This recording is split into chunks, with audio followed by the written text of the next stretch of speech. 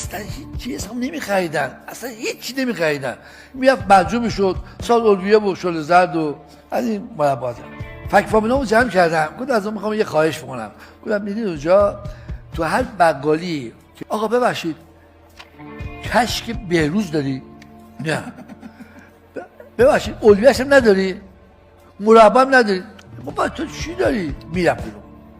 یه نفر دیگه باز 5 دقیقه بعد میام که آقا ببخشید 2 مربع بهروز داری؟ آقا نداری. بعد اینکه تموم شد اونا که اونجا رفتن کسایی اصلا آدم‌ها اصلا جای دیگه.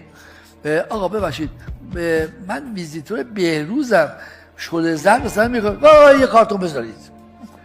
و با این ترتیب ما جنس رو عرضه کردیم و نفروختیم. ما مسئول مالی من وقتی که فهمید گفتش که آقای فروزان درسته شما صاحبکاری ولی به نظر شما این کار شما درسته؟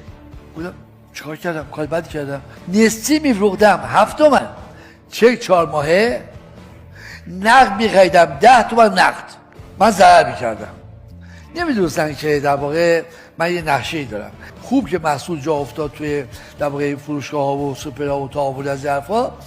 بعد جنس خواستم، گفتم ندارم که. آقا جنس مشتری میخواد.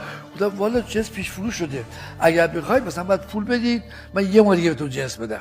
بعد اون 7 تومن شد 12 تومن، ضررم کرده بودم جبران شد.